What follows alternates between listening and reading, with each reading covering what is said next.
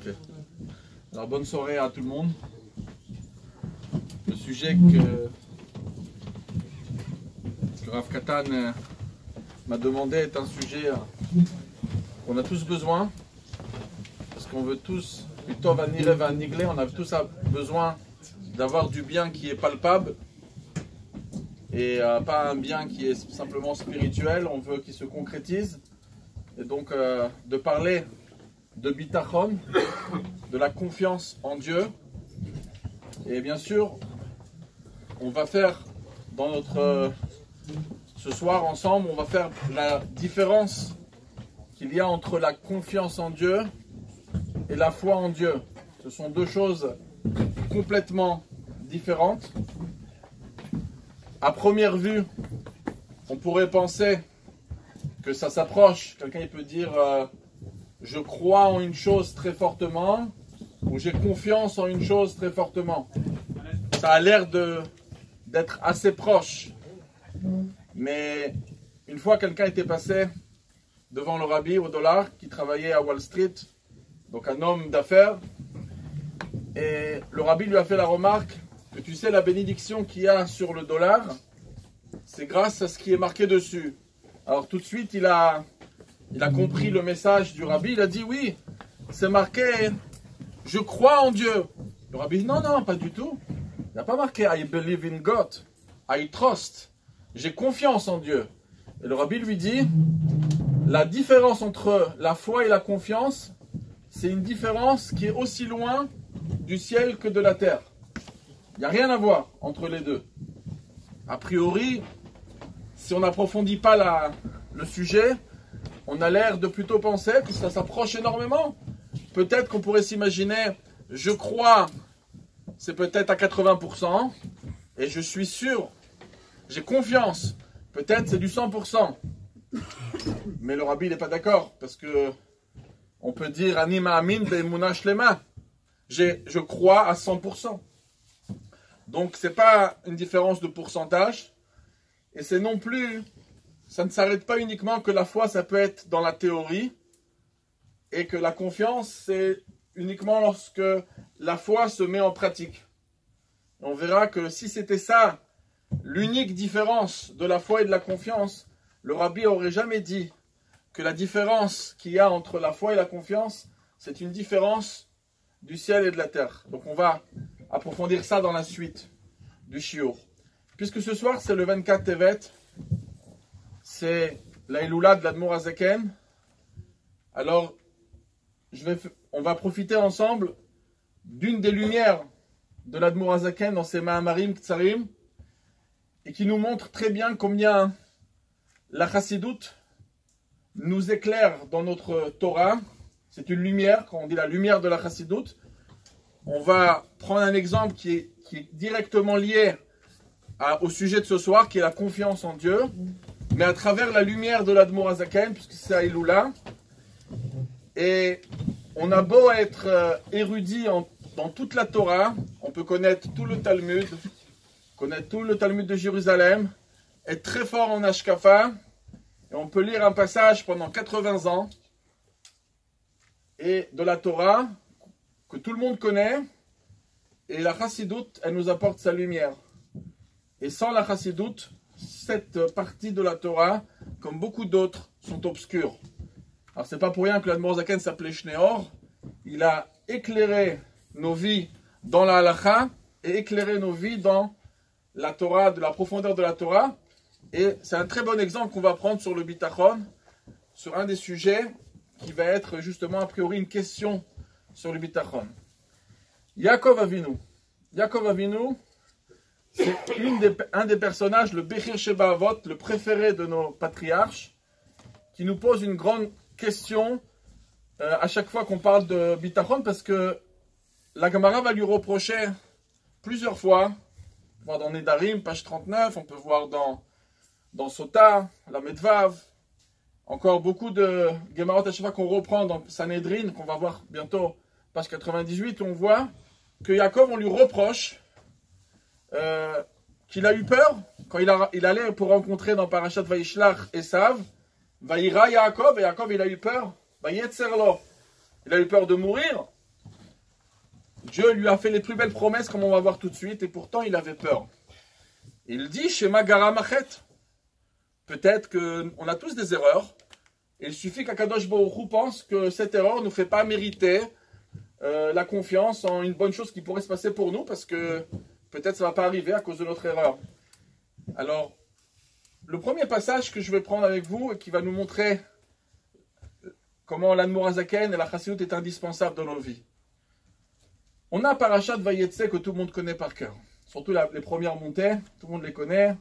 On l'entend une fois le lundi, le jeudi, Shabbat après-midi, et en plus un Shabbat par an, le matin, on va lire Parashat Vayetze, la première aliyah. Yaakov Avinu, il va pour fonder sa famille chez Lavan. Et il lui arrive quelque chose d'extraordinaire, il s'endort. Et tout le monde connaît le passage. Veine sulam mutzav artsa. Il y a une échelle qui est le bas est à terre, le haut magiad hashamaima, ça arrive jusqu'au ciel. Et là, il s'endort en voyant ces malachim qui montent et qui descendent. Et là, le passouk qui nous dit la chose suivante. Veine Hashem nitzav alav. C'est le rêve américain en couleur. Tout le monde rêverait des phrases qui vont être promis à Yaakov Avinu. Veine Hashem nitzav alav. Voici Hashem qui est devant lui. Et il lui dit, Vayomer, Anochi Hashem Elokei Avicha, je suis le Dieu d'Abraham, ton père, Elokei Yitzhak, Haaretz Asher Ata Yoshev Alea, cette terre où tu es en train d'être installé, Lecha et Nena ou les Zaracha, je vais te la donner à toi, à tes descendants. Waouh, un bel héritage, pas un petit appartement, une petite villa seulement. Cette terre, je vais te la donner, Lecha ou Zacha. Et là, toutes les phrases qui suivent, vous les connaissez par cœur, puisque on a souvent Simchat Torah. Vaya Zaracha ke'afar haaretz, ufaratzta, yama vakenma tzafona vanegba. C'est des phrases qui nous racontent une richesse, une opulence incroyable. Puisque la Gemara nous dit dans Psachim 87 que, ok, Avraham, il était peut-être riche, Yitzhak, mais la richesse. Ou dans Masechet Shabbat Kufutret, Kol ha'me'aneg et Shabbat zochel lenachala bli metzarim, qui a été dit chez Yaakov Avinu. Ou faratzta yama vakenma, ça veut dire, il va, on pourrait dire, exploser, dans le bon sens du terme, dans sa parnassa, tu vas être très très riche. Pas une petite richesse, une richesse très très large. Donc Akadosh Baruch Hu lui fait des brachot extraordinaires et il continue, ça ne suffit pas. Veine anochi imach, je vais être avec toi. Ushmarticha bechol asher telech, je vais te garder où tu vas. Alvaï qu'on reçoit la richesse, une promesse pareille. Dieu, il nous dit, je vais être avec toi. Je vais t'accompagner où tu vas. Kilo ezofra ad asher imasit et asher divartilar.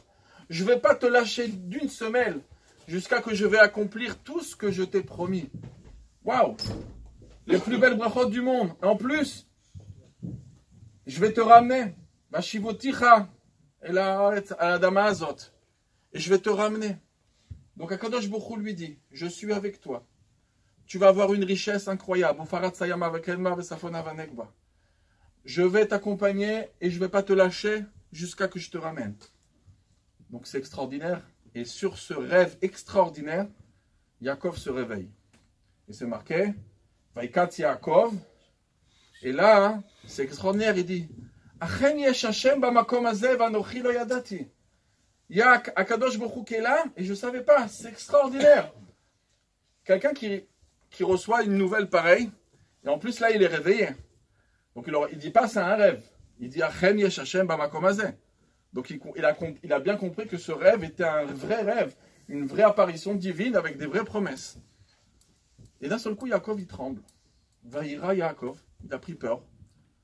Vayomer, Enze kim bet Elokim veze shara shamayim.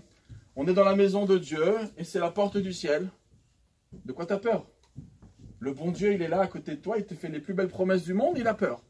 En plus, Dieu lui a promis la richesse, lui a promis l'opulence. Et là, Yaakov, il descend et en plus, il fait un si. Comme on dit avec un si, on peut mettre Paris dans une bouteille. Im. Vaïda Yaakov Neder. Yaakov, il fait une promesse à Dieu, il prend sur lui et il lui dit Imi Elohim, il m'a dit, si Dieu sera avec moi, Dieu lui a dit, je vais être avec toi. Je ne vais pas te lâcher d'une semaine jusqu'à ce que tu reviens. Il dit non, je fais Hachem un éder. Comme si que Dieu lui a rien promis. Si tu seras avec moi, Imi Elohim m'a dit, Ushmarani, bechol asher elech, et tu vas me garder où je vais partir. Venatan li lechem lechol ou beged lilbosh. Pas la richesse. Je veux des vêtements et de quoi avoir à manger. Donc il descend d'un millionnaire incroyable à quelqu'un de très très modeste. Je veux, Hachem, si tu me donnes au moins de quoi m'habiller et de quoi manger, et tu me ramèneras chez mon père en paix, Veshavti beshalom el bet avi. Alors là, si tu accomplis tout ça, je prends sur moi que tu seras mon Dieu. Vaya Hachem li Elohim. Mais je vois un enfant qui vient voir son moré, lui dit, c'est Hachem, il me fait réussir telle chose, eh bien, Akadosh Prou, ça sera mon Dieu. Le moré, il va lui dire, tu as un problème de foi, quand tu dis Dieu, il va être ton Dieu, si. Mais en plus, comment il peut dire si? Akadosh Prou lui a promis. Il a dit, il a cru à son rêve. Il dit si, en plus, il descend de la richesse incroyable, et il demande simplement à avoir de quoi s'habiller, et en plus, comment le Périr Sheba Avot, le meilleur, le préféré de nos patriarches, il est capable de douter et simplement de dire, et à ce moment-là, tu seras mon Dieu. Cherchez tous les commentaires. Vous n'allez jamais vous calmer. Si on réfléchit, il y en a qui passent ce passage sans penser à ces questions. Ceux qui ont pensé et qui ont cherché, faites le défi. Cherchez tous les commentaires du Mikrot Gdolot. Cherchez tous les Midrashim. Aucune réponse vous apaisera. Mais l'Admor HaZaken, oui. Et la Chassidut, elle est là pour éclairer la Torah. Et on peut être un Rosh Yeshiva, un Rosh Kollel pendant 80 ans, sans la lumière de l'Admor HaZaken, on ne pourrait pas comprendre ce passage. Quand Akadosh Baruch Hu a créé le monde, Akadosh Baruch Hu, il a eu l'apparence de Elohim.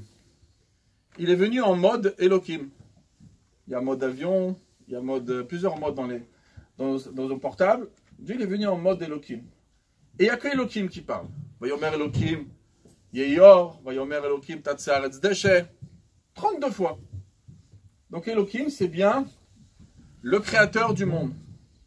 Pourtant, David Ameler, l'Admor HaZaken pose la question, et c'est souvent posé dans la Chassidut cette question.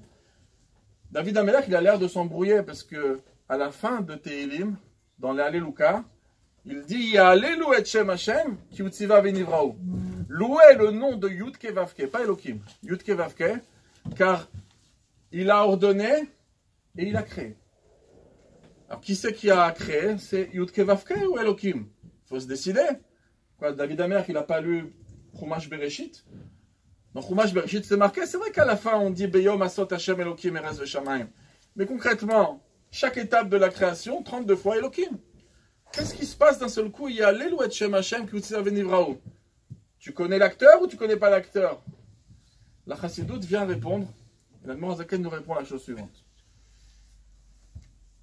Celui qui a créé tout, c'est Yud-Ke Vav-Ke. Tout le monde qui a étudié Sha'arichut Ve'emunah, les 12 chapitres de foi de l'Admor HaZaken, sont conscients que lorsqu'on veut créer quelque chose de Yesh Me'ain, la distance qu'il y a entre le ex nihilo, de rien à quelque chose, c'est une distance immense. C'est pas des viaducs qu'on a besoin entre, je sais pas, l'Espagne et la France. C'est pas un viaduc qui suffit. Il faut quelque chose de Ensof. Comme ça, l'Admor HaZaken il dit dans le 4e chapitre de Sha'arichut Ve'emunah. Le lien qu'il y a, le pont qu'il peut avoir entre le rien et l'existence, il est infini. Et donc, il y a une force infinie de Dieu qui doit créer. C'est Yud-Ke Vav-Ke. Yud-Ke Vav-Ke, c'est Ya'alelu et Shem Hashem. Il n'y a que le Ensof qui a la capacité de pouvoir créer comme ça, d'une manière, de créer tout ce qu'on a devant nous, Tashamayim V'Taaretz. Donc, David Amer qui ne s'est pas trompé. Ya'alelu et Shem Hashem ki utziva v'nivraou. Alors, pourquoi c'est marqué Bereshit bara Elohim? Ça, c'est le déguisement. Il y a ce qu'il y a dans une enveloppe, et il y a l'enveloppe. Ce qui nous intéresse très souvent, c'est ce qu'il y a dans l'enveloppe, parce qu'il n'y a pas l'enveloppe. Donc David Ameler, il ne s'embrouille pas. Elohim, c'est la ma'atefet, c'est l'enveloppe. C'est le déguisement. Quand on voit quelqu'un qui se déguise à Pourim, on sait très bien qui est en dessous très souvent.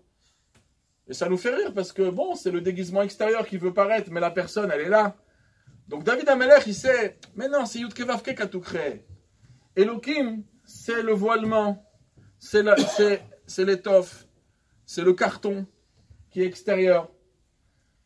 Et donc, c'est pour ça que dans Bereshit c'est marqué, on parle de la partie extérieure des mondes, mais moi je vois ce qui se passe derrière, ce qui se passe à l'intérieur.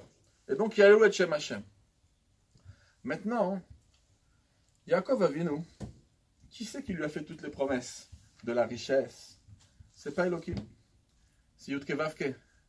Veine Hashem nitzav alav, vayomar anochi Hashem, Yud-Keh Vav-Keh. Et c'est Yud-Keh Vav-Keh qui parle, et il lui dit, Faratzta yama vakenma, et je vais, kilo ezofrad asher imasitit asher dibarti lach, je vais pas te lâcher d'une semaine, je vais te ramener. Tu vas être riche. Maintenant, quand il s'est réveillé, vous savez, des fois, quand on se réveille au début, on est un peu sonné. Même dans la halakha, on doit un peu nettoyer le visage parce que il y a ce qu'on appelle les courets à Shena. Courets, ça veut dire, c'est comme l'étoile d'araignée. Il y a comme des toiles d'araignée ici dans les yeux. Ça fait que, des fois, l'image n'est pas assez claire. On a besoin, des fois, un peu quelques secondes ou bien de bien frotter, de bien nettoyer pour qu'on commence à voir plus clair. Donc Yaakov, il se réveille, et il était en plein Yud-Keh Vav-Keh, et il était heureux. Je ne savais pas. Et donc, il peut être que content. Mais d'un seul coup, Yaakov, il panique. Là, il s'est bien réveillé, il regarde. Mais c'est pas Yud-Keh Vav-Keh qui est là, c'est Elohim. Là, je ressens la rigueur, je ressens le voilement. Moi, j'habite pas dans la planète Yud-Keh Vav-Keh, moi, je suis sur Terre. Je suis dans le domaine, je suis en mode Elohim. Et là, il a peur. Vaïra Yaakov, Vayomar, Enze Kim Bet Elohim. C'est pour ça qu'il a peur. Mais ici, c'est que le Bet Elohim. C'est peut-être le Shara Shamaim, mais on est dans le domaine de Elohim. Et donc, moi, les promesses du Yud-Keh Vav-Keh sont belles. On va me dire, à Gamzule Tova, on va me dire dans le Gan Eden, tu es riche. Et tu es riche même sur terre, tu n'étais pas au courant. Il y a des gens qui sont riches, qui ne sont pas au courant. Eh ben, ok, peut-être qu'on est riche dans Yud-Keh Vav-Keh. Mais Yaakov, il dit, moi j'habite dans le domaine de Elohim. Et dans le domaine de Elohim, moi, alvaï que ce qui s'est passé dans le domaine Yud-Keh Vav-Keh, que dans le mode Yud-Keh Vav-Keh, j'aurais la même chose en mode Elohim. Et donc là, déjà, en plus, il descend un peu l'espérance. Il dit, d'abord, comme si que Elohim n'avait rien promis, c'est vrai. Il y a Yud-Keh Vav-Keh qui a promis. Il dit, Im yeh Elohim, il m'a dit.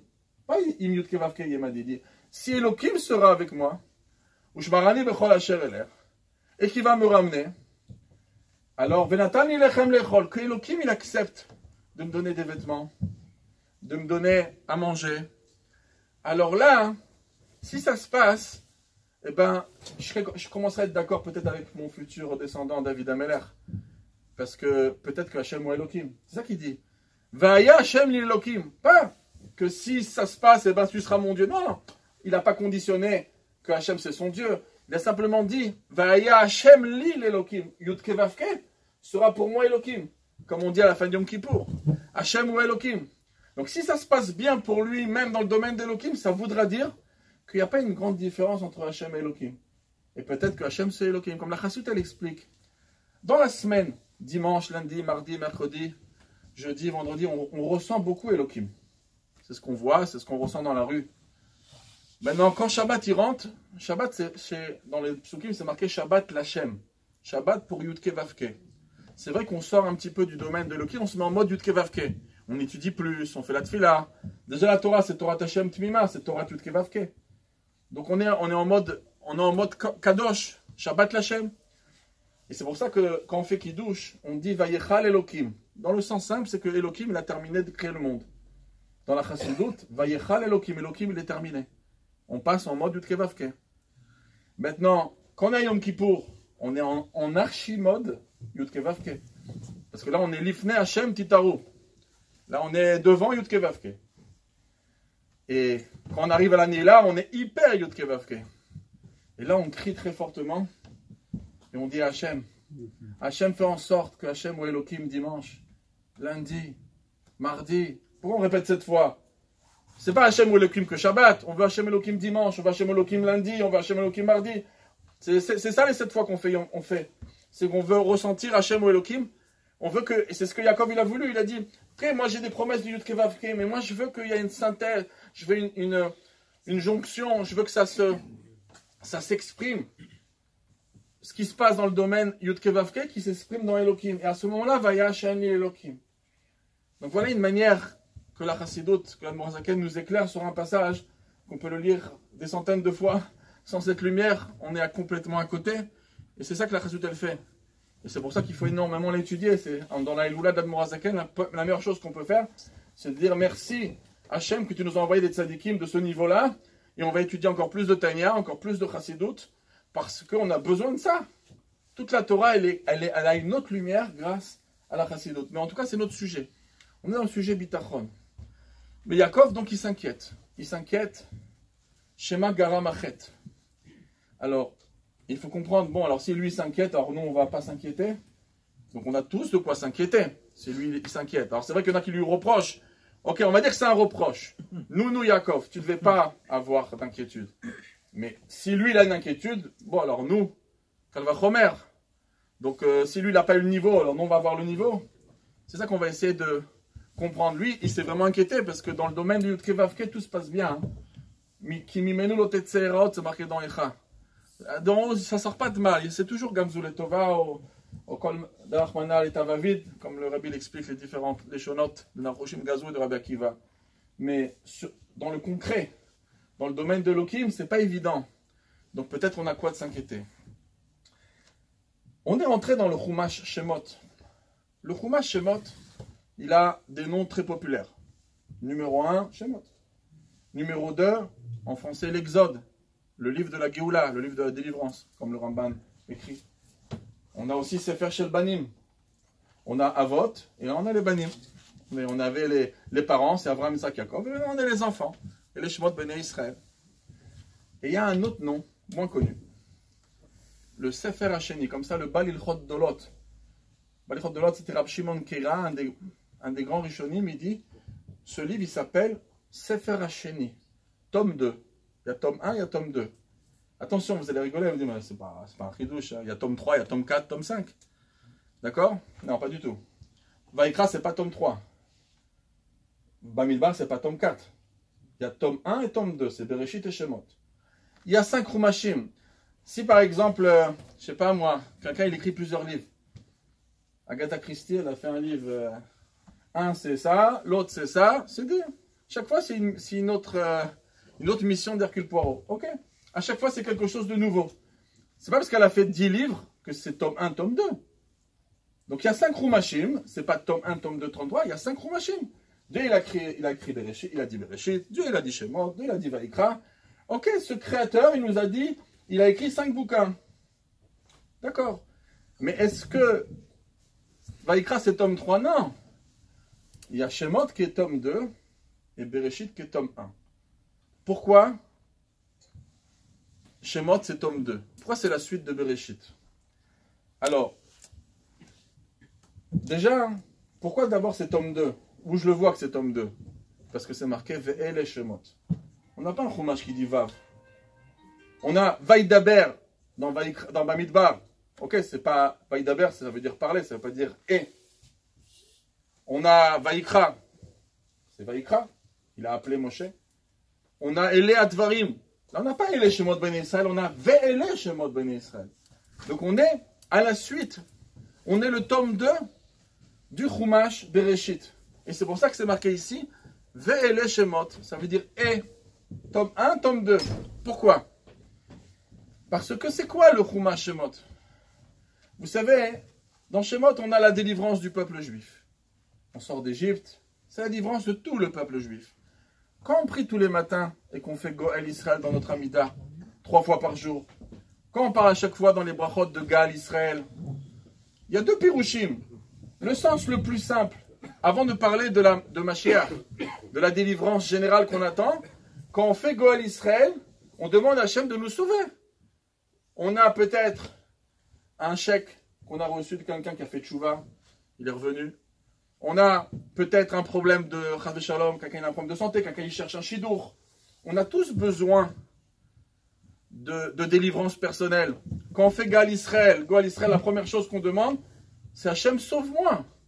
J'ai envie d'avoir ma parnassa, j'ai envie d'avoir la santé, je veux avoir des bonnes nouvelles de mes enfants, je veux que le Moré m'annonce des bonnes nouvelles avec mes enfants, etc. On veut une autre Géoula personnelle, et bien sûr, la Géoula pratique, que ce soit matérielle et spirituelle, elle entraîne la Géoula Klalit, la grande Géoula qu'on attend tous. Donc Sefer Shemot, c'est pour nous dire la délivrance, qui est la délivrance générale, et la délivrance à tout un chacun qu'on a besoin. Maintenant, on veut nous dire la chose suivante.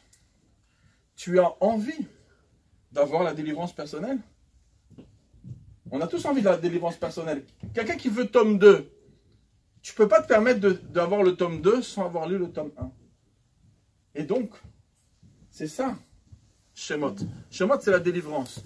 Tu veux avoir la délivrance, il faut passer par tome 1. Alors, pour bien comprendre pourquoi il faut passer par Bereshit, au début de Shemot, on a un nom bizarre qui est mentionné et qui n'est pas vraiment synchronisé avec le texte.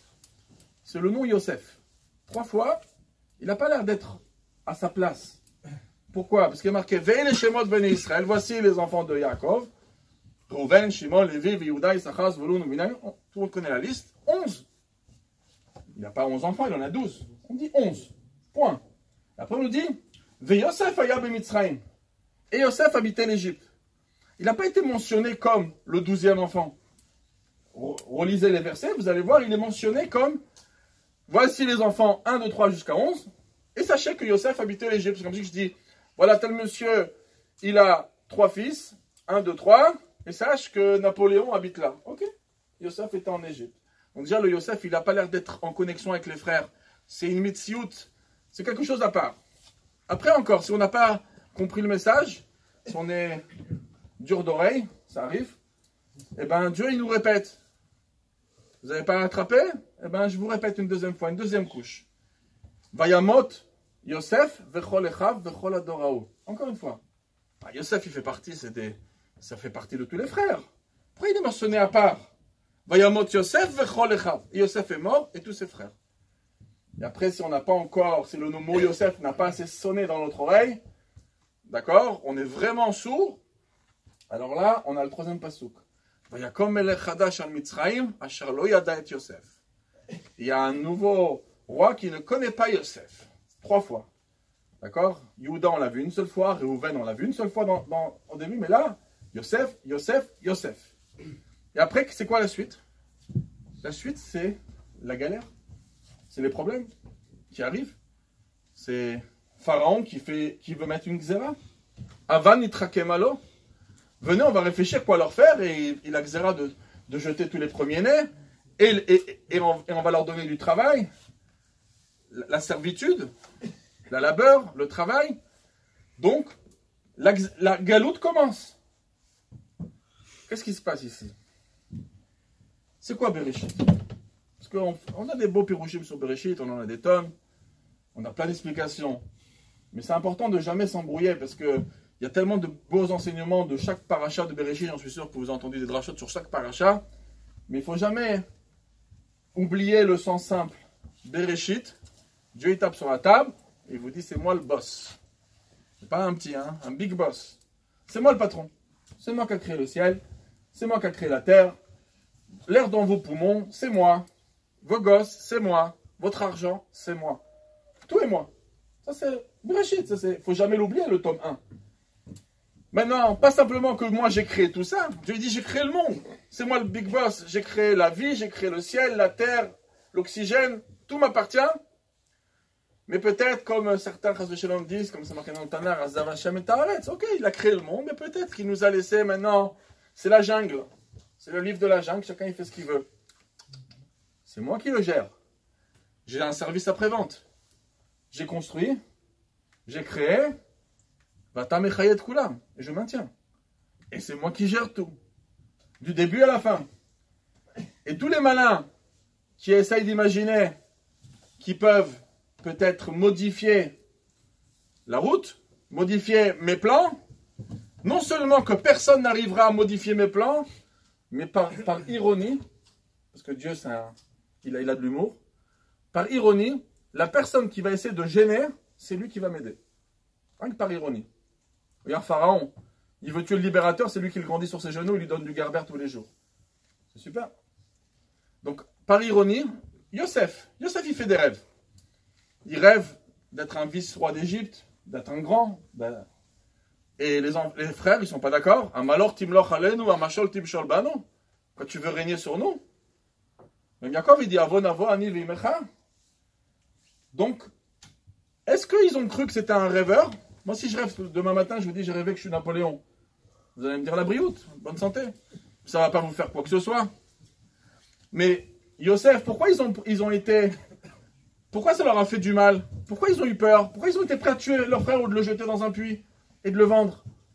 Parce que ils ont compris que ce rêve n'était pas un rêve d'un rêveur, comme nous tous. C'était un rêve prémonitoire. C'était un message divin. Et c'est pour ça une des raisons pourquoi ils l'ont vendu en tant qu'esclave. Parce qu'il y a une base claire en Égypte, c'était une loi égyptienne. Jamais quelqu'un qui est esclave ne pourra d'avoir un poste en Égypte, comme quelqu'un qui gouverne. Impossible. Un esclave n'a pas le droit de gouverner. C'était une loi en Égypte. Donc c'était une manière de dire celui-là, il va finir simplement à laver des chaussures en Égypte dans un magasin, au maximum. Donc voilà. Dieu a des plans. Parce que s'ils n'avaient pas compris que c'était un plan de Dieu, ils ne se seraient pas inquiétés. Il a qu'à rêver jusqu'à demain qu'il est Napoléon, ça ne nous dérange pas. Mais c'est Dieu qui veut qu'il soit roi. Et nous, les 10 fils de Jacob, bon, Binyamin n'était pas là pour... il n'a pas gêné. Il dit, nous, on va changer les plans de Dieu. Et c'est pour ça que Chumash Bereshit, il se termine avec quoi? Avec la grandeur de Yosef. Avec la puissance de Yosef. Pourquoi? Parce que Dieu, qu'est-ce qu'il essaie de nous faire passer dans Bereshit? Il dit, c'est moi le boss, c'est moi le patron, et en plus, c'est moi qui gère.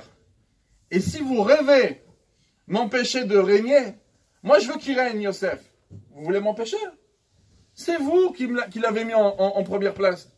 Parce qu'en étant serviteur, il est arrivé très très vite chez Potiphar. Ensuite, il va être mis en prison. J'envoie les maîtres des chansons où il faut. Et ensuite, il a régné. Misham Yatsalim Lor. Donc, quand on termine Bereshit, Yosef, c'est une très très bonne leçon que Dieu il a venu nous enseigner dans le tome 1. C'est moi le patron, c'est moi qui gère, et si vous allez déranger, vous ne pourrez jamais réussir à faire quoi que ce soit. C'est moi qui gère jusqu'au bout, au contraire vous allez m'aider. Pharaon, pourquoi il a fait son erreur lui?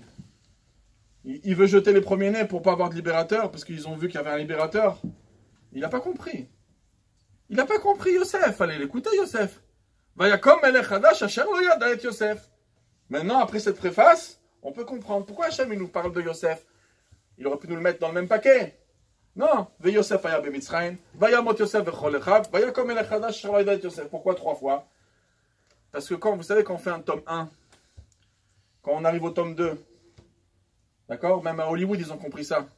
Quand il y a une série, il y a le numéro 1, le numéro 2, pendant les 30 premières secondes, on voit ce qui s'est passé rapidement dans l'épisode d'avant. Ben voilà. L'épisode d'avant, c'est quoi? Dieu dit Yosef. T'as compris? T'as pas compris? Yosef. T'as pas compris? 3e fois, Yosef. Regarde Yosef. C'est moi qui a créé le monde, c'est moi qui le gère. Et personne ne pourra faire autrement. Et quand c'est que la galoute de chacun elle commence, et que des fois on n'arrive pas à s'en sortir, c'est quand on se lève tous les matins en pyjama, Vayakom melech hadash, parce qu'on est tous rois chez nous à la maison. Asher lo yada et Yosef. Si tu oublies Yosef, et ben voilà, Avanitra Kemalo, et le balagan qui arrive. Donc, Akadosh Baruch Hu, il nous dit, vous avez envie que ça se passe mieux? Vous avez envie de sortir de votre galoute? Si vous êtes comme Pharaon, Asher lo yada et Yosef, eh ben, des fois les problèmes ne sortent pas, ne dégagent pas. Mais si vous voulez dégager les problèmes, si vous voulez vous en sortir, ne faites pas comme Pharaon. Comme Yosef. Connaissez Yosef. Regardez tome 1, regardez comment ça se termine. Prêtez attention sur Yosef, vous allez comprendre que c'est moi qui gère tout. Si vous avez compris que c'est moi qui gère tout, et vous avez cette confiance avec que c'est moi qui gère tout, vous allez voir que la galoute, elle ne commencera pas. Mais la galoute, elle commencera, et des fois, elle dure, uniquement parce que ce message n'est pas intégré. Le tome 1 n'est pas bien rentré en nous. Il faut à tout prix que ce tome 1 et que Akadosh Baruch Hu qui gère le monde, il l'a créé, il le gère, il faut à tout prix que ce soit très très clair chez nous. Et à ce moment-là, on a toutes les chances de pouvoir connaître l'Exode, de connaître la Géoula. Alors, pour parler d'abord de confiance, parce qu'une des questions c'est, mais comment y arriver? Eh bien c'est très simple. On n'a pas d'autre chemin. On n'a pas 1000 chemins. Il faut passer par le tome 1. Regardez Bereshit à nouveau. Qui c'est qui a créé le monde? Qui c'est qui le gère? Mais en plus, le tome 1, on fait partie du tome 1. Tu as de l'air dans tes poumons. Tu t'es réveillé ce matin.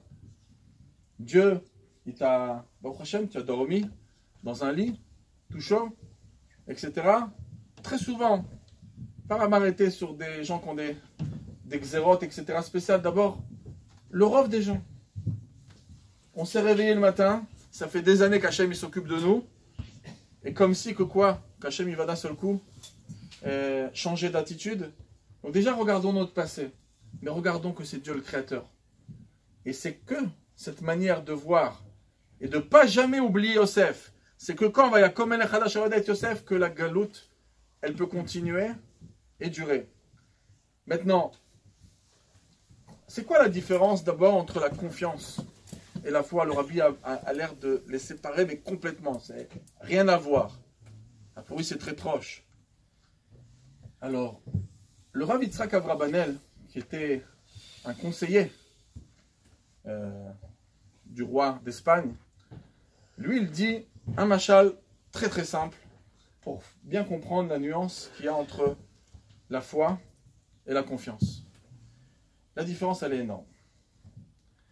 La foi, hein, il dit, on va prendre l'image d'un acrobate qui sait faire des calipettes, qui sait marcher sur des fils.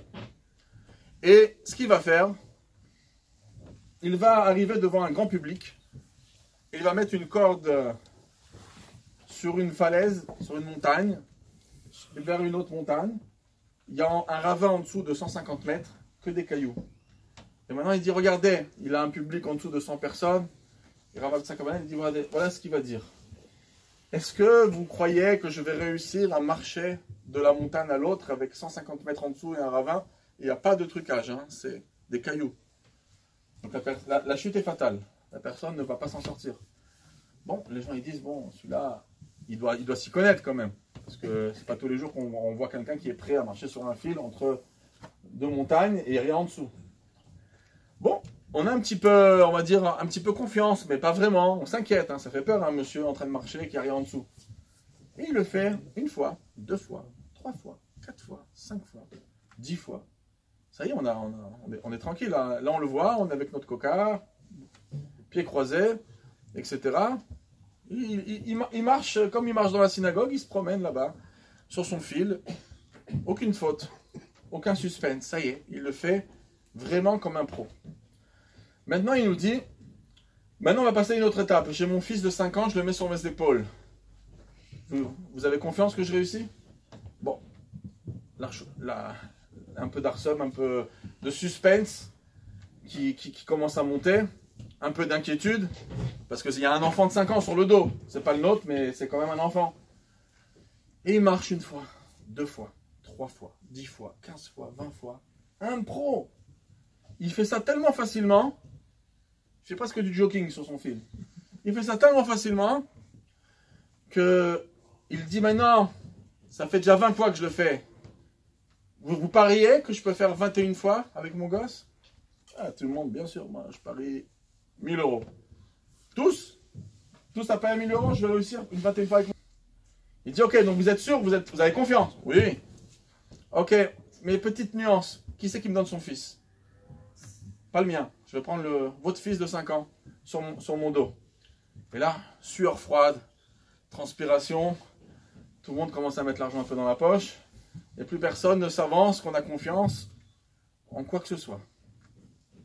Donc le chaos, tout le silence. Rav Yitzhak Abrabanel, il dit, mais qu'est-ce qui vient de se passer? C'est un pro. Il a fait 21 fois avec son gosse sur le dos. Qu'est-ce qui s'est passé? Il dit, il vient de se passer la différence entre la foi et la confiance. Pourquoi?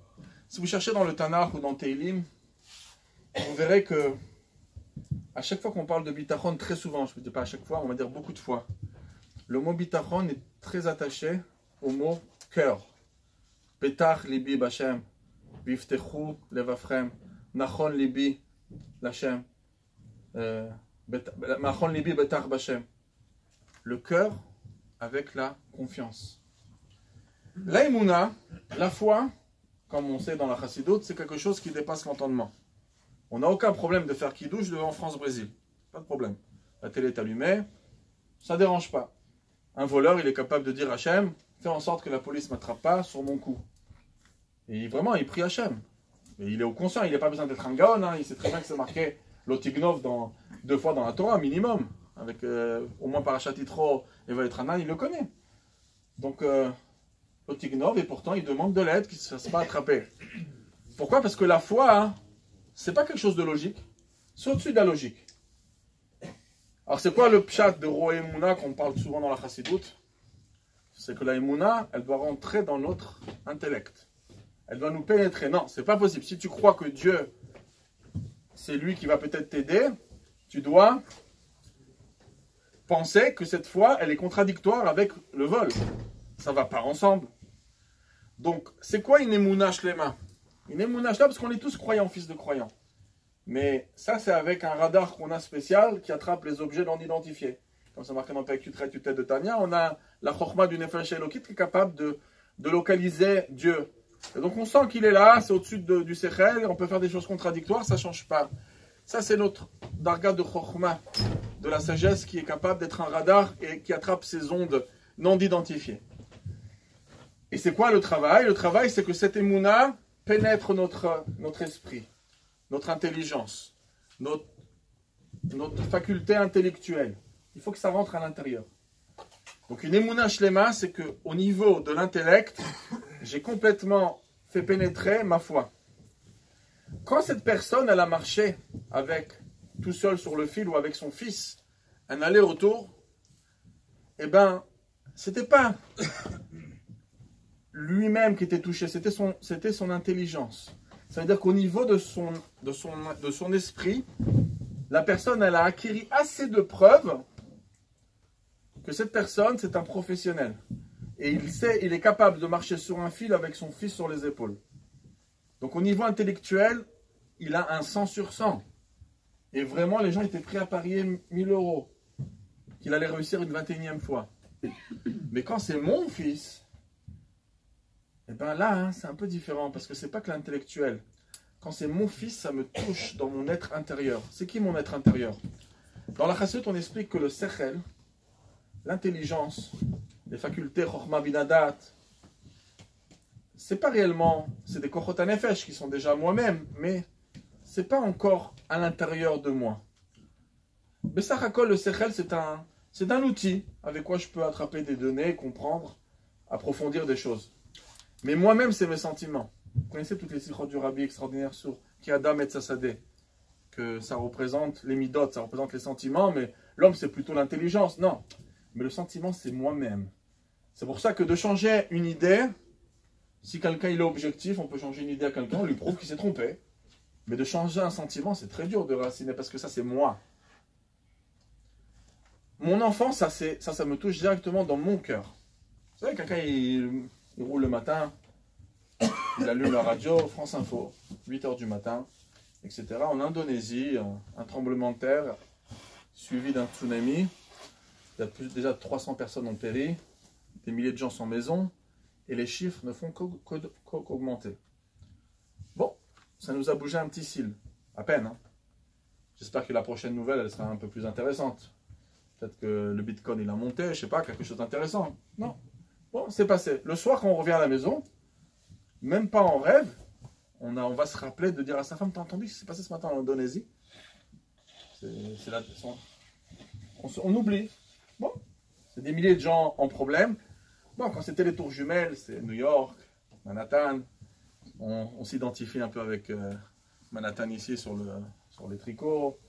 Manhattan, c'est la bourse, c'est des juifs, il y a de l'argent. Bon, alors ça nous a, on était tous branchés là. Quand on a vu la première tour jumelle avec un avion, là on était tous concentrés parce que ça nous touche un peu. Mais Indonésie, rien. Maintenant, cette personne, elle a entendu l'Indonésie, un tremblement de terre, tout ça. 2 minutes après, un coup de téléphone. Qui c'est qu'appelle? La ganénette de l'école de sa fille. Ta fille, elle vient de se faire piquer par une abeille sur le bout du doigt. Elle pleure, elle demande papa. C'est en contrôle. On essaie de la calmer, mais elle demande son papa. Là, c'est sueur froide. Sueur froide, demi-tour. 2-3 000 personnes en Indonésie qui ont perdu leur appartement. Ça ne vous a pas bougé ainsi. Là, c'est le petit doigt de ma fille. C'est autrement. On est... Bon, faut pas se cacher. On est assez égoïste et on est le centre de la Terre. Chacun, il se pense que c'est le centre de la Terre. On est tous des Napoléons. Et c'est au centre de la Terre. Cette personne, elle est bien parce qu'elle m'a fait du bien. Cette personne, elle est mal. Elle est dans la liste de Schindler peut-être, ou dans une autre liste. Que cette personne... J'ai une mauvaise expérience avec lui, donc c'est un pauvre type. Ça veut dire que c'est un homme extraordinaire, un mari extraordinaire. Mais moi, avec moi, ça s'est mal passé. Donc, c'est un pauvre type. Moi, je suis le centre de la Terre. C'est ma fille. C'est le doigt de ma fille. Ça, c'est moi. Donc, Rav Yitzhak Avraham, il dit, quand c'était l'enfant de l'autre, c'est pas la même chose. Là, c'est mon enfant qui veut mettre sur ses épaules. Et c'est pour ça que là, ça change tout. Et là, ça devient inquiétant. Pourquoi ça devient inquiétant? Parce que ça me touche à moi.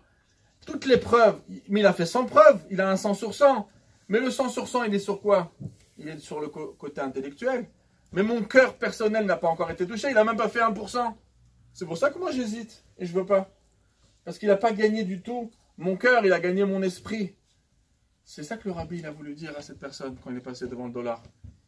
Il lui a dit, la foi et la confiance, c'est la même chose. Le rabbi dit, mais non, ça n'a rien à voir. I believe in God or I trust in God, c'est complètement différent.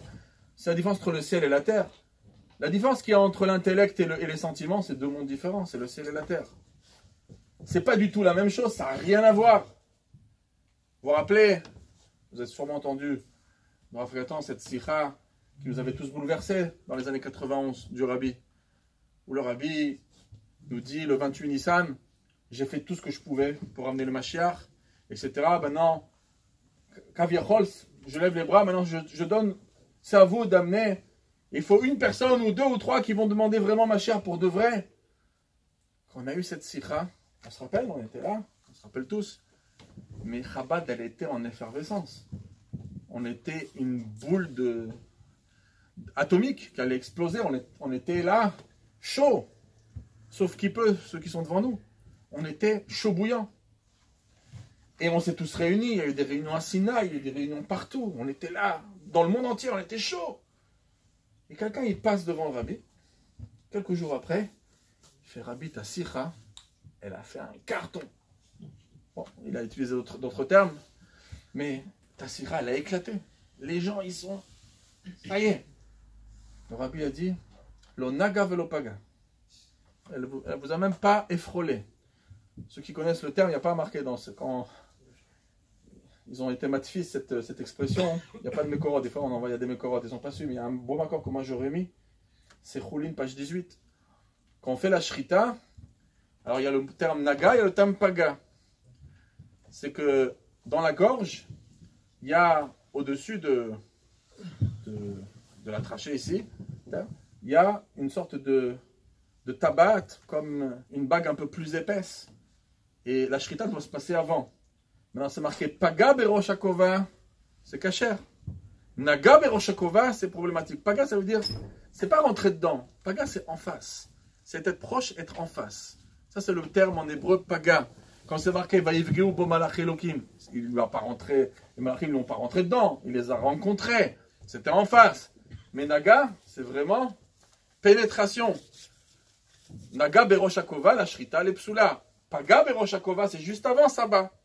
Le rabbi a dit, lo naga velo paga. Ni ça a pénétré, ça n'a même pas effrolé. Alors, a priori, mais on était chaud. Le vrai problème, c'est quoi? C'est que l'être humain, comme la Balatana, il écrit dans le Père 44, on est capable de vivre des dimyonotes. On est des gens, dans le monde de l'illusion, on est très très fort. À Hollywood, ils ont compris, hein. Ils vous font vivre à 100 000 à l'heure. À la fin, des fois, vous avez des larmes aux yeux et la gorge serrée.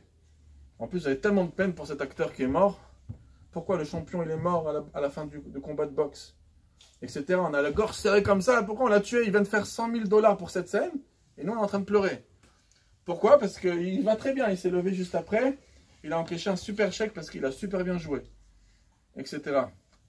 Mais on est capable de vivre le monde d'illusions. Vous savez, vous nous mettez de la bonne musique. Mais je vais en Israël, une belle soirée. Une musique avec une baffe de folie. Akadosh Baruch Hu. Et on voit des chayalim qui sautent, le drapeau d'Israël qui tourne, etc. On a envie de... Ça y est, Machar, pourquoi il n'est pas là? D'accord? Parce qu'on est des êtres, on est des personnages que, avec une bonne ambiance, on est capable de... Ça y est, on se sent. Mais comme le rabbi disait souvent, quand on est super chaud, des fois dans un Fabregen, la question c'est qu'est-ce qui va se passer demain matin? Parce que la chaleur du Fabregen, elle ne veut rien dire. La question c'est à quelle heure tu vas te lever demain pour la tefila? Combien de chassout tu vas est-ce que c'est un Fabregen du Racel qui dure plus longtemps ou c'est un Fabregen avec des piles bidons qu'en bout de 2-3 jours, tu t'éteins? Donc, de vivre une illusion, elle peut être très forte. On peut avoir la gorge serrée, on peut pleurer, on peut être... Et le rabbi, il est là pour nous dire l'onaga velopaga, parce que peut-être que intellectuellement on a été très atteint, peut-être qu'au niveau superficiel du cœur, mais réellement, est-ce que vraiment ça t'a pénétré? Est-ce que vraiment tu as été touché en plein dans le mille? Tant qu'on n'est pas touché dans le cœur, on n'est pas touché en plein dans le mille. Donc, d'un côté, ça rend les choses plus compliquées. Parce que, si maintenant on vient de comprendre que le bitachon, c'est au niveau du sentiment, il faut que ça nous pénètre réellement. Quelqu'un qui a une foi entière, ça veut dire même au niveau intellectuel, c'est possible que quand il y aura un vrai problème qui va se passer, et qu'une personne, elle vient de se faire renvoyer de son job, elle vient de le perdre, etc. Pourquoi tu as des jambes un petit peu qui faiblissent? Pourquoi tu as des douleurs de ventre? Pourquoi tu es inquiet? Pourquoi Dieu t'a envoyé une lettre pour te dire qu'il a démissionné? Ça fait 6000 ans qu'il donne la parole à tout le monde. Ganti por matzaba et tout droit là. Comme vous savez, quelqu'un, il y avait un Morriston, quelqu'un qui était à l'université, qui était très très fort. Ses parents, c'était des grands professeurs de physique. Et il était lui en train d'apprendre la même chose que ses parents. Ses parents, ils touchaient 60 000 $ par mois, des grands professeurs. Et lui, il est en train d'apprendre ce même métier. Et malheureusement, un louba est arrivé. Ton bras, tfilin, mitzvah goret mitzvah. Il s'est retrouvé à la yeshiva, ce garçon. Il a abandonné ses études, il est rentré à Morriston. Le Rav Zibel, il avait raconté ça une fois dans un Fabregen au 770, j'étais là-bas. Et il a raconté, cet élève, il était là. Et d'un seul coup, la maman est arrivée après quelques jours. Elle a fait un scandale devant 300 barourim. Vous m'avez volé mon gosse. C'était une lumière. Ça va être un bon à rien. Etc. C'est quoi cette religion? C'est quoi cette manière? Comment vous lui avez tourné la tête? Et donc elle criait tellement fort qu'ils ont essayé de lui parler. Ça ne marchait pas et il ne savait plus quoi faire, le Rav Zibel, pour la calmer. Et à un moment, il s'est dit, bon, il faut que je gagne du temps. Il faut qu'elle sorte, cette femme. Elle est en train de nous faire le balagan dans toute la salle. Alors elle a dit, bon, moi je vous conseille, nous on n'est pas les responsables. Il y en a un qui s'appelle le Rabbi Lubavitch. C'est lui le responsable de tout le mode. C'est lui, si tu as des problèmes, c'est chez lui qu'il faut aller voir. C'est quoi son adresse? C'est quoi ça? Il a donné l'adresse du 770. Il s'est dit, bon, ça ne va jamais arriver là-bas, etc. Et il a réussi à la calmer, elle est sortie.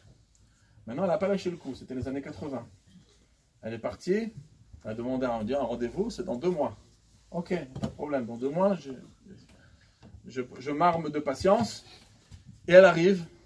Minute 30, minute 35. Elle rentre. Elle commence déjà avec la voix assez haute. Rav Groner est juste à côté. Le rabbi, s'il y a un problème, il avait un petit bouton. S'il y a quelqu'un qui se comporte mal, bon, ça ne s'est pas arrivé, mais il a un bouton pour appeler de l'aide. Bon, il n'a pas appuyé. La femme, elle s'emporte. Mais Rav Groner, il avait assez d'oreilles pour entendre. Il a ouvert la porte. Rabbi, je la sors ou pas? Laisse-la. Et donc, elle commence à parler. Elle commence à crier. Et le rabbi dit, attends une seconde. D'abord, il lui dit, mon fils, qu'est-ce qu'il va connaître? Là, il apprend des choses. Et même la philosophie, et Shakespeare, et un tel et un autre. Le rabbi lui dit, mais chez nous, il y a Abaye, il y a Rava. C'est largement au-dessus de tes Shakespeare et compagnie. Il fait, non, mais il va être un bon à rien. etc. Alors le rabbi lui dit, je ne comprends pas. Quel métier tu fais? Alors il lui explique exactement en physique c'est quoi son sujet. Le rabbi dit, est-ce que tu maîtrises ton sujet? Oui. Alors le rabbi dit, voyons. Et le rabbi commence à lui poser des questions. Et vraiment il se débrouillait bien. Le rabbi lui a donné des questions à son niveau. Première réponse, deuxième, troisième. Il dit, vous donnez des bonnes réponses. Vous avez l'air d'être dans le coup. Combien d'années d'expérience vous avez? Elle lui fait 35 ans. Il dit, ça fait 6000 ans que le bon Dieu, il donne la parnassa à tout le monde. Il a 6000 ans d'expérience dans son job. Alors vous inquiétez pas, votre fils, il n'y aura aucun problème avec lui. Est-ce qu'elle s'inquiétait beaucoup de sa parnassa? Avec 6000 ans d'expérience, je vous assure qu'il connaît son job par cœur. Alors, ça ne lui a pas suffi. Hein. C'était une phrase intelligente du Rebbe, ça ne lui a pas suffi. Et à un moment, elle a levé encore une fois le ton. Non, mon fils, il faut le sortir de là. Moi, je m'inquiète. Mon fils, il sera un bon à rien. Là, je lui promets un super avenir. Alors, le rabbi lui dit, bon, à la fin, pour la calmer, il lui dit, sache que dans cette salle, il y a un prophète. Et ce prophète, il te dit que ton fils, il aura bien, il aura de l'argent. Et sache que le prophète qui est dans cette salle, il y en a un seul, et c'est pas toi. C'est comme ça que le rabbi lui a dit. C'est la première fois que comme ça, elle a raconté après cette histoire. Et c'est comme ça qu'elle est sortie. Mais en tout cas, hein, Akadosh Baruch Hu, c'est lui qui gère le monde. C'est lui qui s'occupe de tout. Mais d'un côté, le défi il est plus fort. Parce que maintenant, on vient d'apprendre que ça ne suffit pas d'être conscient. On est chaud mentalement, que c'est bon, Dieu il est là avec nous. On doit le ressentir, il faut que ça nous touche à l'intérieur de notre cœur. Ça, c'est Betach Libi Bachem. C'est quoi le nafkamina? Comment je vais pouvoir savoir? C'est que quand il y a vraiment du stress, quand il y a vraiment des vrais problèmes qui sont devant nous, le rabbi, toujours, quand on voulait étudier le bitachon, le rabbi envoyait une adresse. Le Shara Bitachon du Chavot Alevavot, Rabbeinu Bachye. Il y en a deux. Il y a le Rabbeinu Bachye, le Lev du Rashba, il y a 700 ans. Il y a Rabbeinu Bachye, le premier. C'est celui-là qu'on parle là. C'est il y a 1000 ans. Et il écrit dans Shara Bitachon que le bitachon, c'est une sérénité et un calme devant le problème. La personne, elle est tranquille, elle est sereine, il n'y a aucun problème. C'est pas contradictoire, on ne va pas personne s'asseoir avec les bras croisés et ça va s'arranger tout seul. C'est pas ça qu'on dit. Il faut faire parce que Dieu veut qu'on fasse un cli. On n'est pas Yosef Hatzadik où Dieu ne devait pas faire. Même un cli, il ne devait pas faire. C'était une punition pour lui. On n'a pas besoin de faire de kili. Lui, Yosef, il n'a pas besoin. Nous, on a besoin. Mais on sait très bien que c'est Dieu qui gère tout. Donc on se renseigne de droite à gauche, mais on ne s'inquiète pas. Ça, c'est la différence. Quand ça a touché notre personnalité réelle, devant le problème, on reste complètement serein. La personne qui a le cœur qui tremble, qui a des angoisses, qui a des douleurs de ventre, etc., cette personne-là, en plus on est paralysé. Même les professionnels aujourd'hui psychologiques nous disent, les coachs, nous disent que de s'inquiéter devant une situation, ça paralyse, et quand l'homme il est paralysé, il produit pas. Il n'est pas créatif. Donc de toutes les manières, même Alpi Pshat, même dans le monde Chol, on arrive à la même conclusion. Quelqu'un qui s'apitoie sur son passé, c'est quoi la première chose que Dieu dit à Moshe Rabbeinu quand il le rencontre? Il le rencontre dans le buisson ardent. Et il lui dit, bon, retire tes chaussures, etc. Et Moshe était inquiet. Moshe, il avait de l'inquiétude. Il dit, mais il a vu la galoute, il a vu l'exil. Il dit, mais ils vont pas m'écouter, ils vont pas me croire, qu'est-ce que je vais leur dire? Il a angoissé. Le contraire du bitachon. Il a angoissé. Dieu lui dit son nom. Alors, en français, je serai au futur. Avec qui je serai? Avec celui qui dit je serai. Keye Asher Keye, c'est-à-dire je serai avec celui qui dit je serai. La personne qui regarde son passé, qui s'apitoie, qui pleure, je ne serai pas avec lui. Moi, je suis avec les gens qui sont optimistes. Je suis et Asher avec celui qui dit je serai. Mais la personne qui dit pas je serai, si j'ai un problème, je suis sûr que je vais être différent. Je ne vais pas rester dans ma galoute. Je vais être une autre personne. La situation va s'améliorer. Et Dieu lui dit, tu es en train de te plaindre. Si tu veux savoir comment on travaille avec moi, c'est en mode je serai. Pas je reste, je suis où j'étais.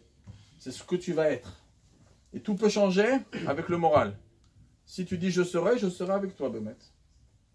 Donc, le bitachon, c'est la meilleure chose. Pourquoi le rabbi il envoie le chavot à levavot?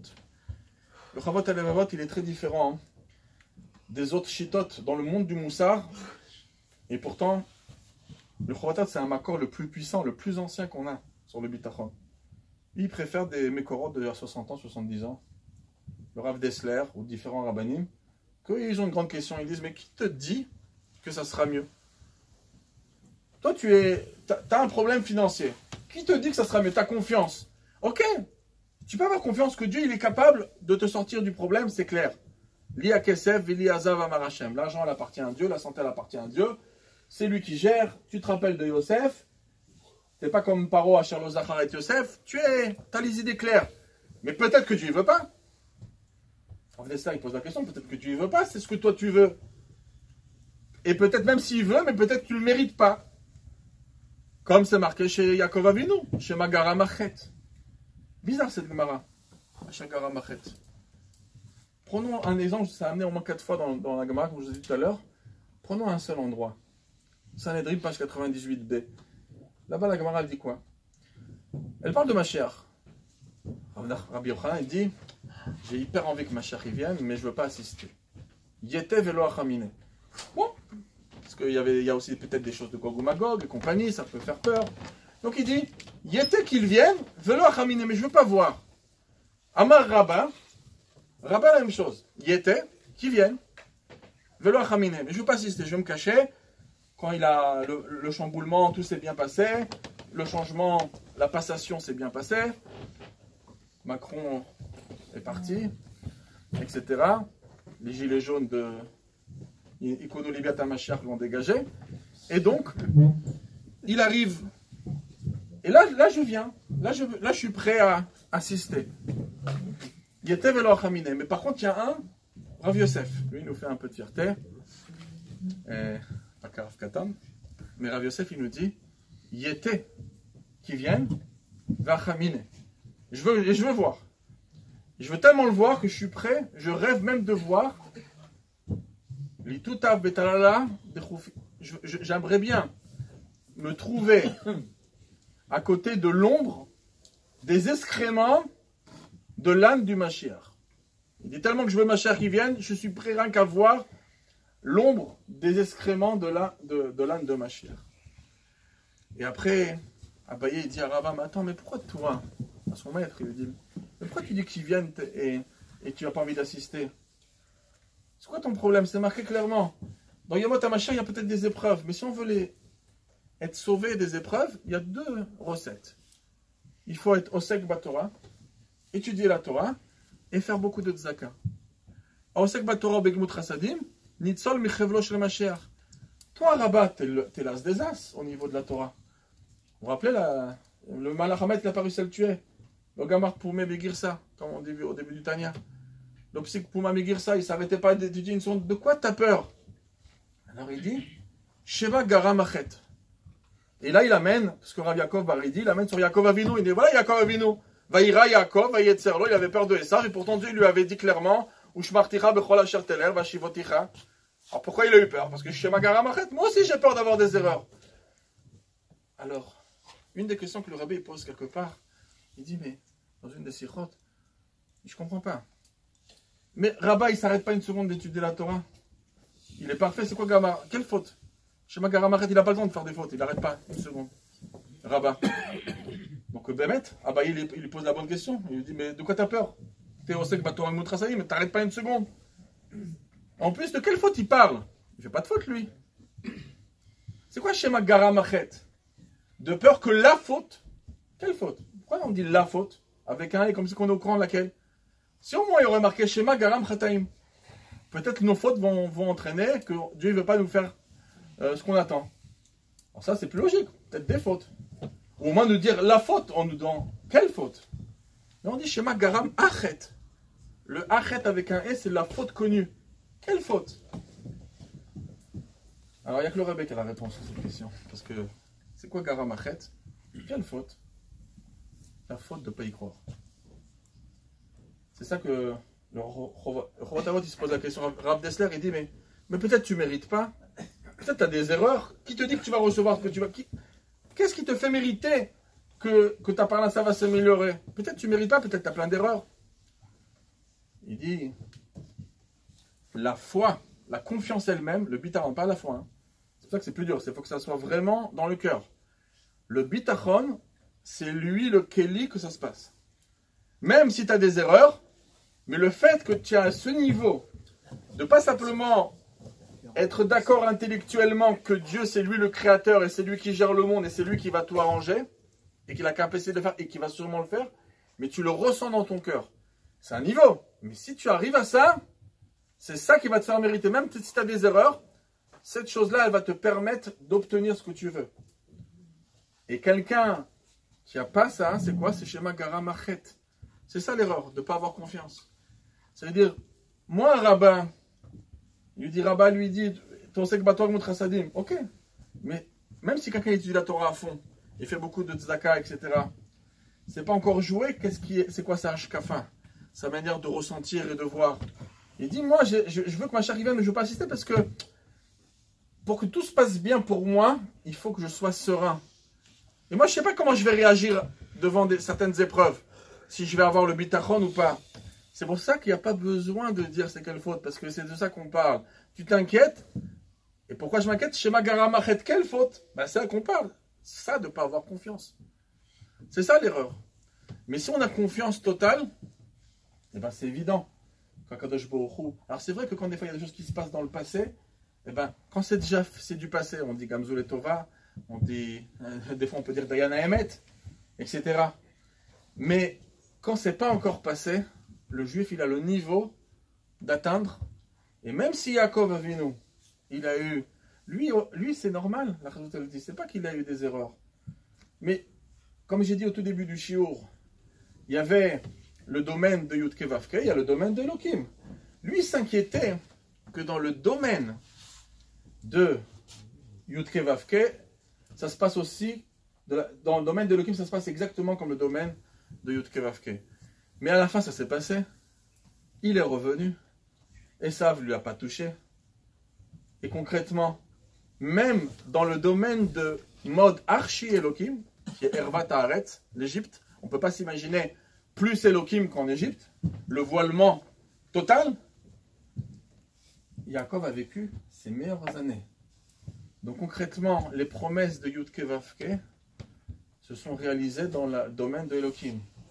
Et après qu'on a eu cette preuve que Hachem ou Elohim, eh ben c'est clair que nous aujourd'hui, même si chez Yaakov Avinu c'était encore en mode essai, on a eu la réponse. Et oui, Hachem ou Elohim. Et ça va dépendre de nous. Ça va dépendre d'avoir une confiance aveugle en Akadosh Baruch Hu. Mais il ne faut pas que cette confiance elle soit uniquement au niveau de l'intellect. Il faut que ça nous touche dans nos sentiments. Parce que tant que ça ne touchera pas dans nos sentiments, on sera dans la famille de la Emouna. Même si elle est shlema. Le Rabbi dit c'est un Evdel Mishamayim Laaretz. Ta Emouna elle est encore dans le ciel. Est-ce qu'elle t'a atteint? C'est quand elle te touche ton cœur. C'est comme les brachot.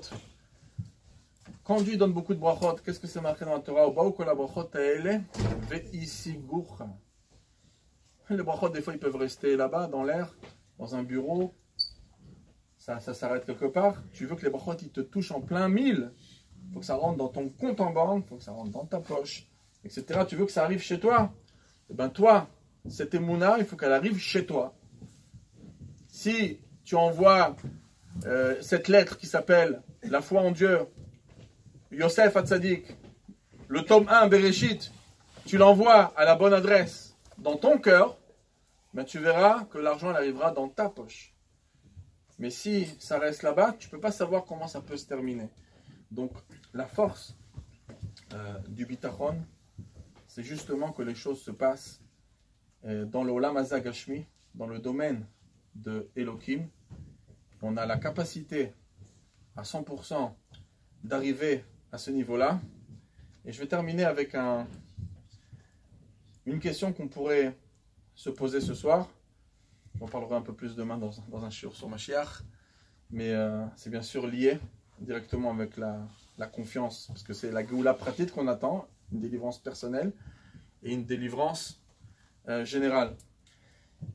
Il y a une Gemara hein, dans Sanhedrin, parce que on va pouvoir se poser une question, parce qu'une des choses qu'on doit avoir confiance, c'est justement aux promesses du Rabbi, que la Géoula, elle va finir par nous atteindre, des gashmiut, et réel, et pas que la délivrance personnelle, que ça dépend de chacun de vous, de votre bitachon.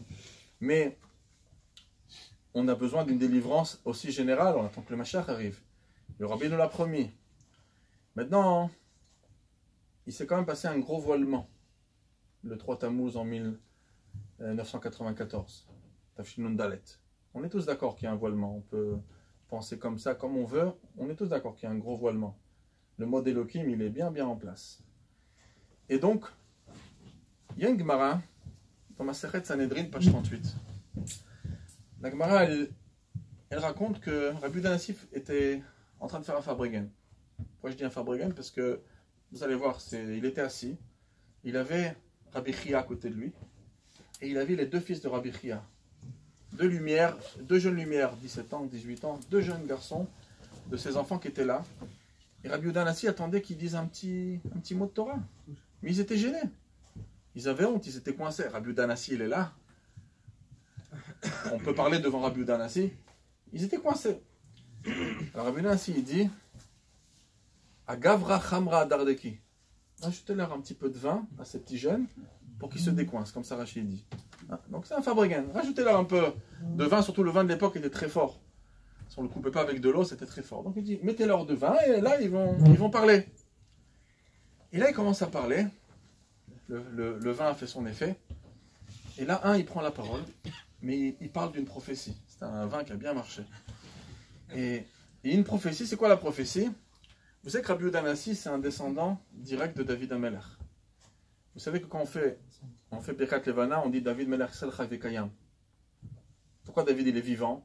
En quoi il est vivant? C'est que Dieu très souvent faisait en sorte que les rois de David continuaient à être des rois pendant l'exil. C'est ça qu'on a lu dans la paracha la semaine dernière. Vous vous rappelez dans les brachot de Yehuda que Yaakov il donne? Il lui dit Lo yasur shevet mi Yehuda o mechokek mi ben raglav. Il y aura toujours un dirigeant de Yehuda qui va diriger. Et Rabbi Yehuda Nassif, c'était le meilleur exemple. Il habitait Eretz Israël encore. Les Romains avaient déjà détruit le temple 4 générations avant. Et il était là, et il était la tête du peuple juif. Et il s'appelait Rabbi tout court. Il était un grand maître. Et c'était un descendant de David. Donc David Melech Sel Chavekayam. On n'a pas David HaMelech, un des rois de David au Beth Amikdash, mais en pleine galoute, il y a un David HaMelech, il y a un descendant de David qui est là, qui est nassi pour le Ham Israël. Magnifique. Et là, cet enfant, il parle, il lui dit, sache qu'avant que Mashiach arrive, il va se passer une catastrophe. Eh bien, la tête de David, de la galoute, vous savez, on l'appelle, après ils vont partir en Bavel. Donc, il lui dit, le Resh Galuta de Bavel, vous avez entendu l'expression Bet Rabbeinu Shebe Bavel? C'est le Nassi Ador, la tête de la génération qui est en galoute. Toujours dans les pays les plus puissants, à l'époque c'était Bavel, la Perse, etc. Après c'est passé à New York, etc. Bon, il y a le Bet Rabbeinu Shebe Bavel. Il lui dit, la tête de David HaMelech, c'est-à-dire le descendant de David, donc tes descendants, à toi Rabbi Yehuda Nassif, sache que ça va arriver un moment où juste avant que Mashiach arrive, eh ben, il disparaîtra. Alors, Rabbi Yehuda Nassif, il était très énervé. Bon, peut-être c'est une prophétie, mais il lui dit, apprenez si vous avez des nouvelles pareilles, gardez-le, vous êtes chez moi, là. Vous êtes chez le descendant de David. Alors il lui dit, Kotsim atem samim li be'enaim. Vous m'avez rentré des épines dans les yeux. C'est pas joli de dire ça. Alors bon, d'un côté Rabbi Nassif voulait qu'il parle, maintenant il parle. Et maintenant il leur dit, vous me gênez. Et là le père Rabbi Chia, le père des enfants, il prend la défense des enfants, il dit, calme-toi, Rabbi. Le 20, c'est la valeur numérique de 60. Yain, Yud, ça fait 20. Plus Nun, ça fait 50, ça fait 70. Donc la valeur numérique de Yain, c'est 70. Le Sod, le secret, Samer Vav Dalet, c'est 70. Nichnas Yain, Yatsa Sod. Ils ont bu du vin, le secret est sorti. Calme-toi. Tous les commentaires, ils se cassent la tête. Et il s'est calmé, Rabbi Yehuda Nassif. Mais pourquoi il s'est calmé? c'est encore pire. Tu me dis, c'est un vrai sod là qui vient de sortir, mais moi c'est ce sod qui me dérange. Pourquoi il s'est calmé? Le marcha il dit, c'est peut-être calmé parce que ça se passe juste avant que Mashiach arrive. Donc d'un côté c'est une mauvaise nouvelle, mais ça annonce que Mashiach il est proche. Mais ça n'a pas l'air d'être ça dans le texte. C'est marqué, c'est une information qui vient du Geder de Sod. En quoi ça répond? Il était au courant, il lui a dit que ça, avant, les flèches chez Ben David, avant que Mashiach arrive, voilà ce qui va se passer. Là-bas, il parle aussi du bête d'Eretz Israël, mais les Achronim, il dit, j'ai sauté, mais j'ai pas envie de rentrer là-dedans. Ils disent, non, la chose qui a inquiété Rabbi Yonassi, c'était le bête Rabbeinu chez Bebevel, qui était descendant de David, obligatoirement. Donc, mais l'information, elle est là. Donc, elle fait peur, en quoi ça le calme? Alors, il y a des commentaires qui ont essayé de dire dans Maseret Tanit, page 38, de dire que peut-être tu leur fais un reproche que c'est pas joli de parler comme ça. Eh ben, c'est marqué dans la halakha, si quelqu'un vous fait honte dans la rue, il y a des classes. La honte, c'est aussi quelque chose à payer. Boucha. Mais si un fou il vous fait honte, il ne doit rien payer. Il ne faut pas avoir honte d'un fou. Même qu'il nous crie, il nous dit notre nom bizarrement. S'il est fou, on n'a pas honte d'un fou. Donc eux, ils ont bu. Ils ont bu du vin, ils sont sous. Mon fils, il est sous, te prends pas la tête sur ce qu'il a dit. Comme ça, ils veulent répondre. Mais ça rentre pas dans les mots. Il lui a pas dit, ils ont bu du vin, ils sont chicors. Il leur dit, en plus, il lui dit, le vin, c'est Gmatria Shivim. Le sod, c'est Gmatria Shivim. Il lui fait tout un pile-poule. Il lui fait Sod. Alors, les commentaires, j'ai eu beau chercher des explications, il y a, Wello. Il n'y a pas quelque chose qui répond. Et après, j'ai pensé à une réponse. Vous allez me dire, ouais, il est prétentieux ce Rav, hein, il est marcha. D'autres commentaires, ils disent, non, je ne suis pas prétentieux. Je veux dire pourquoi. Parce que c'est pas que ils sont 10 fois. Moi, je suis même pas. Je ne vaux même pas l'ongle ni du marcha. Mais la seule mahala que nous on a, c'est que nous on est en train de vivre une époque que eux ils n'ont pas vécue. Et avec tout ce recul, aujourd'hui même eux ils auraient compris largement. Et nous on est en train de vivre quelque chose de spécial. Et en vérité, regardez ce qui se passe. Rabbi Yehuda Hanassi, c'est un être qui a codifié la Mishnah, un monstre de notre Torah dans le bon sens du terme. Et il a prophétisé sûrement notre époque. Et nos époques avant la Géoula. Il les a prophétisés, il les a vus. Et il a vu quelque chose d'extraordinaire. David Améler, c'est le roi. Et Mashiach, ça va être le roi de David, comme on a vu dans l'Haftara de Vaïgash. Et donc, la manière que la chassidoute, là on a la loi de l'Admor HaZaken. C'est quoi la chassidoute? Alors c'est en même temps, parce que c'est la fin de la galoute, c'est plus dur, on a besoin de lumière supplémentaire pour survivre en galoute. Et on a aussi, on est en train de goûter des plats de la délivrance. Avant Shabbat, dans le Siman 250, ça m'arrive, il faut goûter des plats du Shabbat. On est en train de goûter à la Mashiach. Une des manières, qui c'est qui nous fait goûter à Mashiach? L'Admor HaZaken. Avec la chassidoute. Après l'Admor Emsa et ses enfants. On est en train de goûter à la petite cuillère. De plus en plus, on goûte à tous les plats de la Géoula. Donc, on est avant Shabbat, avant la Géoula, on est en train de goûter. Dieu nous a fait goûter sous une autre manière encore. Qu'est-ce qui va se passer quand il y aura Mashiach? Il y aura le roi de David qui sera là, et influent. Mashiach. Alors la chassidoute, c'est les plats de la Géoula, et c'est qui? L'Admor HaZaken. L'Admor HaZaken, c'est 10 enfants du Maral de Prague, fils après fils, directement jusqu'à David Améler. C'est extraordinaire, parce que Rabbi Hanassi, pourquoi il s'inquiète qu'avant la Géoula, il n'y aura pas des rois de David qui va gérer? Mais il y a eu beaucoup d'époques où on n'a pas su qui était le descendant de David qui gérait le Ham Israël. Il y a eu le Maral de Prague, mais on a eu plein d'époques où on n'a pas eu de gérant. Donc de quoi il s'est inquiété? Parce qu'il avait vu notre époque, et il a vu, waouh, Admor HaZaken, il est là, un descendant de David, qui est influent, en plus, plus les générations passent, regardez, le Tanya, il est arrivé partout. Le roi de David nous influe énormément dans l'exil. On est en train de goûter à Mashiach à petit feu. Donc on a la chassidoute, et on a un représentant de David. Mais on est d'accord qu'en Russie, il y a 200 ans en arrière, la plupart sans la technique, la technologie, elle était différente. On a pris du terrain. On a eu l'Admor Emsa et son fils. Parce que le descendant de David, il nous fait une super chita, mais on n'a pas de mouvement bien fondé.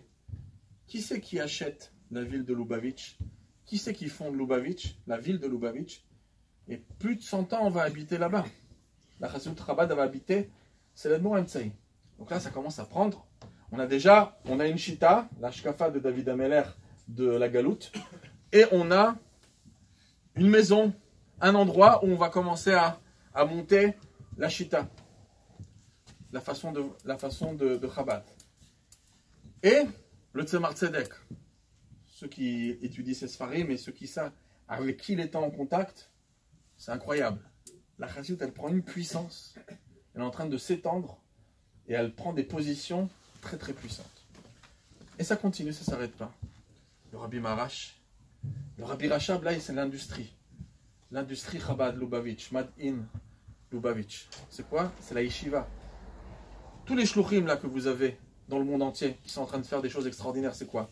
C'est la yeshiva, Topret Mimim, du Rabbi Rachab. Parce que pour faire des gens extraordinaires comme ça, comme les shluchim que vous avez, il faut leur donner un très bon biberon pour les grandir. Il faut leur donner une doctrine spéciale. Et donc tout ça, ça grandit dans les yeshivot que le Rabbi Rachab il a fondé. Et donc la Chassidut est en train de prendre une extension, une place très importante, mais c'est pas encore joué parce qu'on est dans une Russie tsariste, après communiste, très compliqué. Le Rabbi précédent, le Baal Misirut Nefesh de la diffusion de la Torah. Waouh!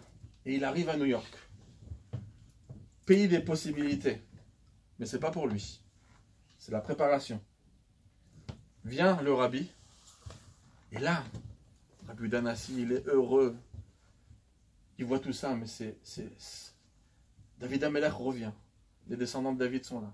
Le plat du Machar est en train d'être dégusté de génération en génération de plus en plus forte. C'est magnifique, il voit. Et là, c'est pas Stam, c'est pas un rabbi inconnu. Un rabbi que Dieu il est en train de lui donner toute la technologie en même temps qui prend la place. Et là, tout devient possible. Milan, Paris, partout, ça part de partout. Des shluchim de partout. On voyage pour remplir les batteries au 770. On repart avec plein de force, etc. La royauté de David, elle vient de prendre une place qu'elle n'a jamais eue, comme un des grands historiens a écrit. On n'a jamais eu une époque où on a appelé quelqu'un rabbi, tout court, comme le rabbi, depuis Rabbi Udanassi. Aujourd'hui, vous allez voir un litaï, vous lui dites le rabbi a dit, c'est de qui vous parlez. Parce qu'on peut aimer, adhérer, pas adhérer, le rabbi c'est le rabbi. Par contre, un c'est le rabbi de Gour, l'autre c'est le rabbi d'un tel, l'autre c'est le rabbi d'un tel. Le nom tout court rabbi, c'est le rabbi. Et il a une ashpa incroyable. Il a une ashpa sur le monde entier. Des choses qu'on sait, des choses qu'on ne sait pas. Moi, je suis d'ailleurs en Israël. J'écris une lettre au Rav Ovadia Yosef. J'attends une réponse. La majorité des réponses qu'on reçoit, d'abord on prend la lettre, on fait un petit avion avec. Un enfant de 8 ans, il écrit au rabbi, il reçoit une réponse. Le rabbi est en contact avec n'importe quelle personne. Une goyade de 8 ans, elle écrit au rabbi, elle reçoit une réponse. Avec tout l'emploi du temps chargé du rabbi. On a un rabbi, un descendant de David, qui commence à avoir un contact avec le Ham Israël tout entier. Et Rabbi Udanassi, il est content et heureux. Jusqu'à que le fils de Rabbi Chia vienne lui annoncer une nouvelle incroyable. Il lui dit, ça monte, ça grimpe, Chabad elle grimpe. Le Bet Rabbeinu chez Babel prend des positions de plus en plus fortes. L'Admor Hazaken, l'Admor Emtsai, le Tzemar Tzedek, le Rabbi. Ça y est, la Goula, elle est là. Tout est en place. Il lui dit, tu sais, juste avant que Mashiach va arriver, ça repart à zéro. On ne va plus voir le Bet Rabbeinu chez Babel. Et là, Rabbi Udanassi s'énerve. C'est pas possible, quelle nouvelle horrible. Kotsim, vous m'avez mis des épines dans les yeux depuis ce Gimel Tammuz, Tafshin Dalet. Et Rabbi Chia, il le calme. Il lui dit, et pourquoi ça l'a calmé? Si cette prophétie, elle se passe à l'Pipchat, tu as raison. Mais c'est pas l'Pipchat, c'est l'Pisod. Ça veut dire que c'est pas l'Pipchat que le Rabbi n'est pas là. C'est l'Pisod. Ça veut dire qu'Al-Pipchat, en vérité, c'est pas si simple que ça. Le Rabbi n'est pas vraiment pas là. Le Rabbi est toujours là. Le Rabbi il continue à envoyer ses réponses à tout le monde. Le Rabbi continue à faire des miracles comme on n'a jamais vu. Des gens ils reçoivent des réponses qu'on n'a jamais vues avec ces quantités-là. Les photos du Kinus HaShluchim de l'époque d'avant Gimel Tammuz, ils étaient mesquins par rapport aux photos qu'on a aujourd'hui. 4000, 5000, en faisant un jogging dans tout le Kinus HaShluchim dans la salle, on va se fatiguer. On ne peut pas faire toute la salle. Tellement qu'elle est immense. Les bêtes rabat qui explosent. La chassidoute qui arrivait partout. Le Rav Steinman qui reçoit la chassidoute Mevoeret et qu'il est heureux. Les plus grands rabbanim litaïm. Il y a un travail à Jérusalem, ceux qui ont pu voir les photos du Tête qui se lève. Ils achètent des frères de chassidoute comme si on leur vendait des dollars gratuits. Ils sont en train de remplir des caddies de chassidoute et pas des rabbats. Donc il est en train de se passer quelque chose d'incroyable. Et donc Rabbi Dassi s'est calmé. Il lui dit, ne crois pas que c'est le pipchat. Le Rabbi, c'est le tzaddik de la maison de David. Il est pareil, il est parti. C'est aussi simple que ça. C'est pas aussi simple que ça. C'est un sod.